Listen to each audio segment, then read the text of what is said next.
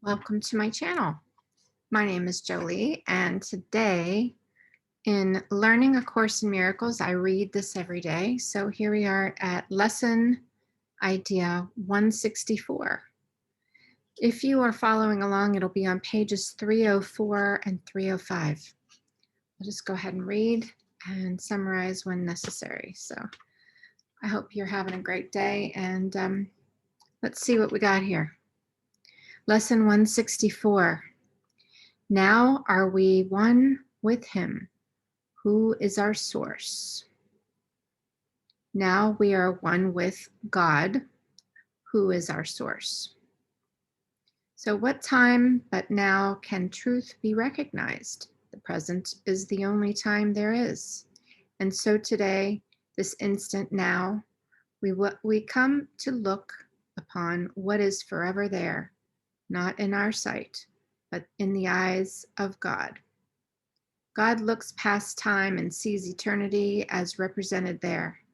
God hears the sounds the senseless, busy world engenders, yet God hears them faintly, for beyond them all he bears the song of heaven and the voice more clear, more meaningful, more near. The world fades easily away before God's sight. Its sounds grow dim. A melody far beyond the world increasingly is more and more distinct, an ancient call to which God gives an ancient answer. You will recognize them both, for they are but your answer to your Father's call to you. God's answers for you and echoing for yourself, using your voice to give his glad consent, accepting your deliverance for you. How holy is your practicing today as God gives you his sight and hears for you, and the answers in your name, the call God hears. How quiet is the time you give to spend with him beyond the world. How easily are all the seeming sins forgot and all your sorrows unremembered. On this day is grief laid by, for sights and sound that come from nearer than the world are clear to you, who will today accept the gifts God gives. There is silence into which the world cannot intrude. There is an ancient peace you carry in your heart and have not lost. There is a sense of holiness in you the thought of sin has never touched. All this today you will remember. Faithlessness or faithfulness, which will it be? Let's say faithfulness in practicing today will bring you rewards so great and so completely different from all things you sought before that you will know that here your treasure is, and here you rest. This is the day when vain imaginings part like a curtain to reveal what lies beyond them. Now is what is really there made visible, while all the shadows which appeared to hide it merely sink away. Now is the balance righted and the scale of judgment left to God who judges true.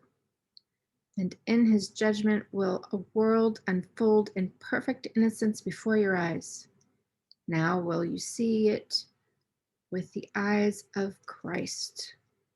Now is its transformation clear to you. Brothers and sisters, this day is sacred to the world.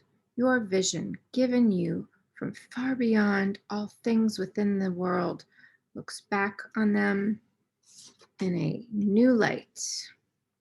And what you see becomes the healing and salvation of the world.